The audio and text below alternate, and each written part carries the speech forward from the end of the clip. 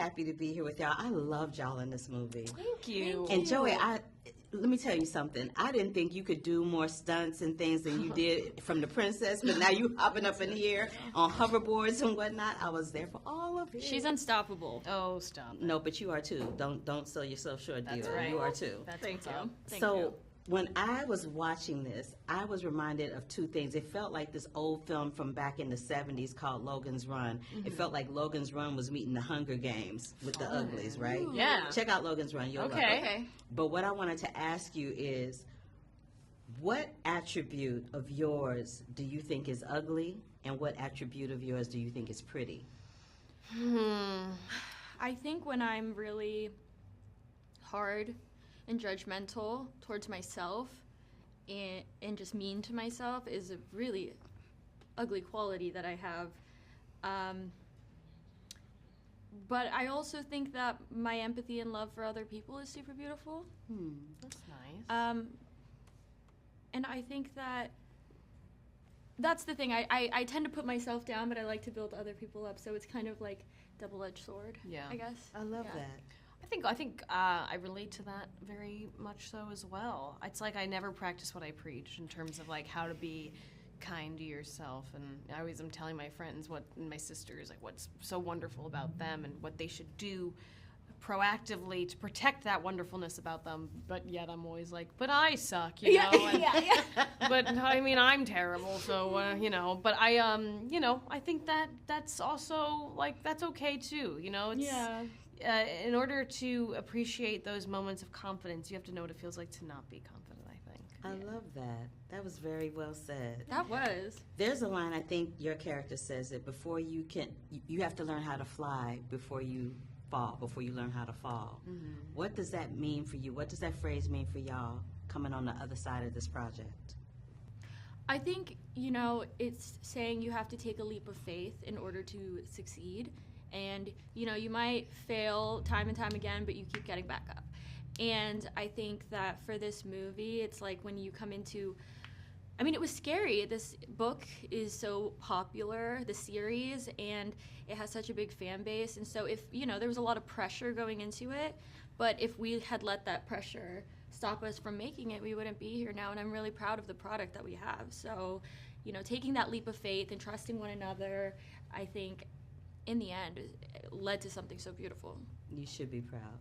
I couldn't have said it better myself, honestly. We should just we have one brain, so Yep. maybe that was You're just all- Listen, and I would imagine you would after going through this experience. Let's talk about that hoverboard scene, though, honey. Ooh, especially, yes, the one coming down the roller coaster and the one with you.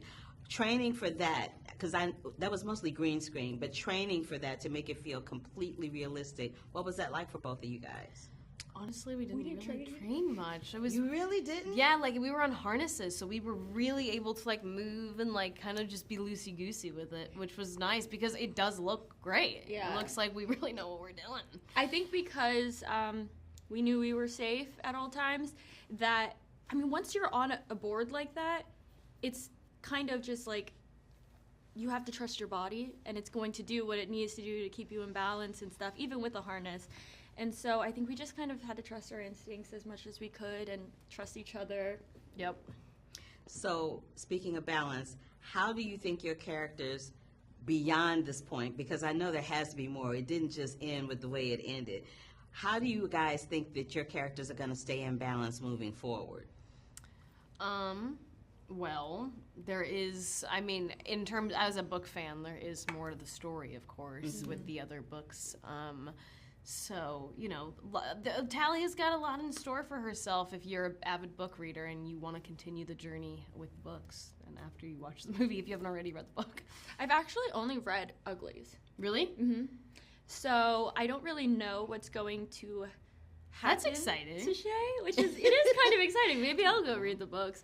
But I think, where we do leave off in the movie, what's great is that the movie in and of itself, I think, is a great standalone film, but it also has the opportunity to do more things. And I think also, as like an audience member, it's kind of cool to use your imagination to be like, okay, well, this is what the cards they're dealt in the end. Well, what could they do with it? Yeah. I think the mystery is cool.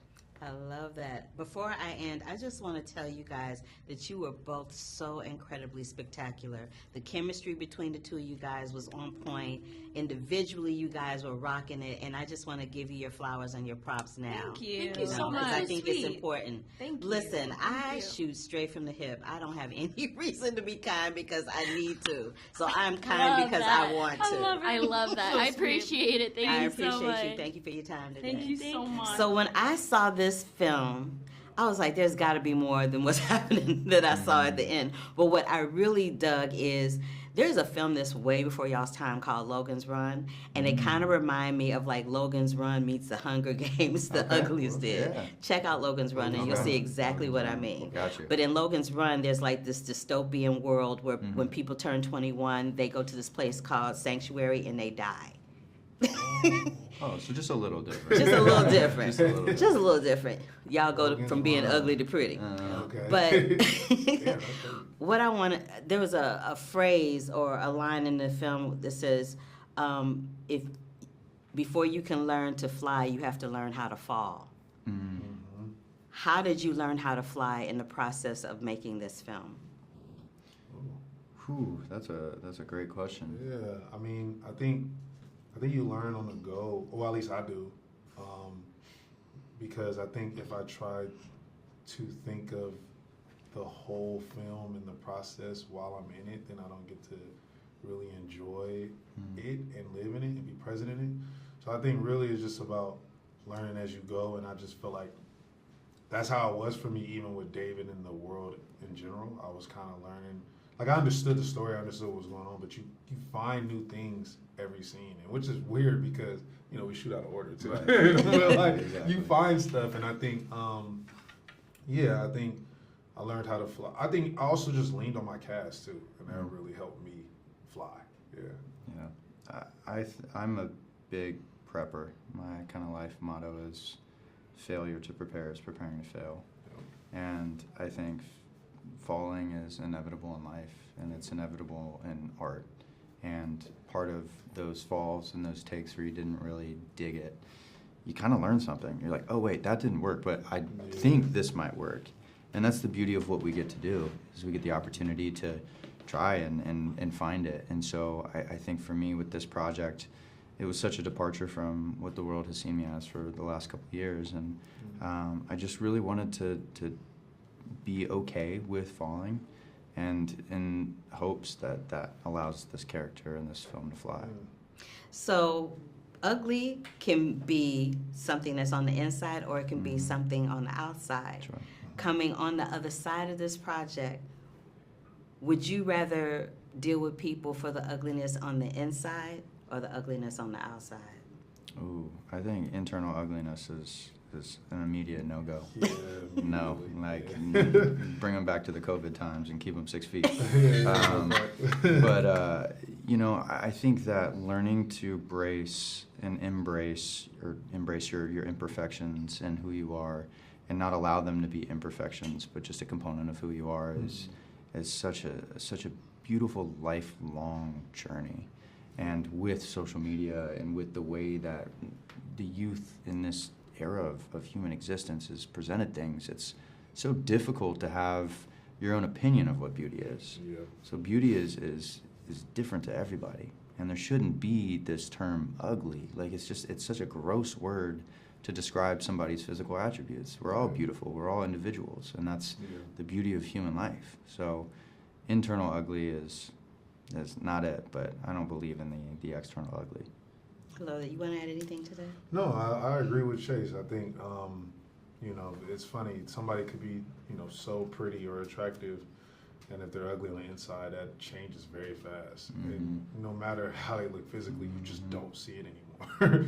I think internally, like, being pretty internally and not ugly internally is very important. And I don't know. I think it's easy for us to lose sight of that today with social media and stuff. So it's really important to kind of, you know, champion that.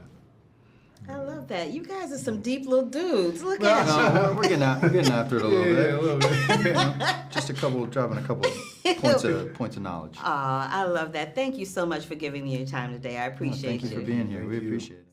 Hello, Miss Laverne. Hello, it's good to meet you. It is good to meet you. You are giving me life as Dr. Cable. Thank you. I had so much fun doing this. I really had the time of my life. This is a dream part to get to be this sinister and conniving and to really have been the architect of this whole futuristic society. It's just delicious and I know. fun. It's like the Hunger Games meets the Uglies. It does have a little bit of that. It's interesting thinking about the young. I was doing some research on like the YA dystopian kind of genre, and this was one of the earlier ones, but it preceded what is it, Divergent, which is a big like YA dystopian novel. So Scott Westerfield wrote this like 19 years ago, and it's so, doesn't it feel really relevant to 2024? It's very relevant. And I was talking to some of the other kids, and they were talking about how social media has so much to do with how people see themselves being ugly and pretty and all that. But I was telling them about a film that I bet you probably haven't seen. It's called Logan's Run.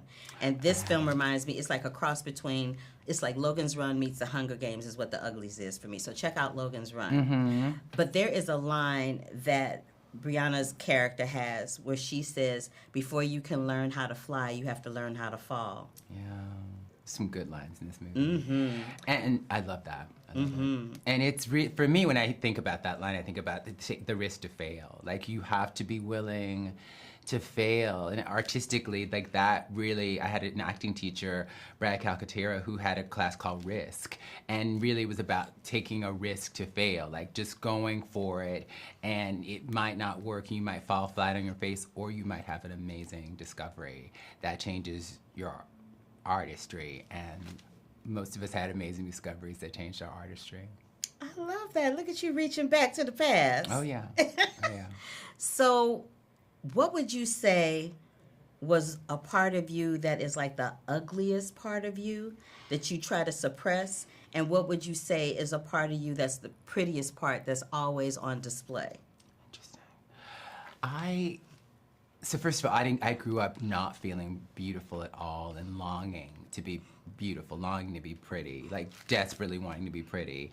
And as I'm in therapy, and I really think about shame. So I was in therapy, and so one of my earliest memories and two of my most shame-based memories from my childhood, when you have shame, Brene Brown defines shame as the intensely painful belief we have about ourselves that we're unworthy of connection and belonging. And she says that guilt is, I'm sorry, I made a mistake, and shame is, I'm sorry, I am a mistake. But the feeling in your body is that you're so disgusting, so gross and unlovable that like no one will ever want you. And I had that. There were some early experiences in my life that created that sense of like, no one will ever love me. No one will ever want me because I'm just disgusting. Like, that's how I felt for many years. And there are remnants of that. I've worked on this, and it's so much better. But there's like a little like sliver of that still exists. And it's not the truth.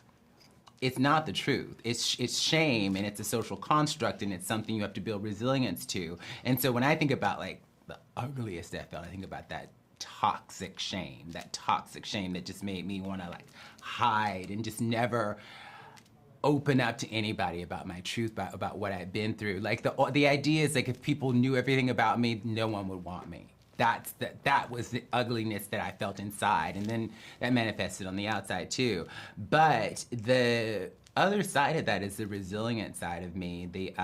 As a kid that still exists, the kid that danced, the kid that watched Solid Gold and wanted to be Darcel Wynn, the lead Solid Gold dancer. If you're of a certain age, you know Darcel from Solid Gold, and wanted to be Debbie Allen and, you know, Iman before I even knew her name. Just danced and was free and had this light inside her that she didn't even, like, that resilient kid who wanted to dance and wanted to be free, that was beautiful and is beautiful, and that saved my life as a child and continues to save my life as an adult. That was beautiful. And wrapping this up, I don't know why I'm so strangely emotional as you were speaking to me, but I need for you to know that you are beautiful. You have always been beautiful on the inside and out. You are such an inspiration to people, regardless of what their affiliation is in terms of how they identify.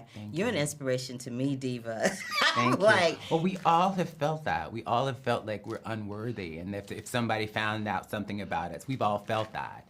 And it's a lie, but to get to the space of understanding it's a lie, building shame resilience, you got to go through it. The only way out is through, and so you have to sort of go into the darkness of that to get into the light. But there's always been there's a journey of like healing from trauma, from what's wrong with me to what happened to me to what's right with me. And I'm in the space of like what was right with me as a child, and like there was so many things that were right, and I used to think, what's wrong with me, and then I was like, oh, this happened to me, and so but what was right? And it was always there. And we have those resilient things, those things that got us through, that like we can keep holding on to.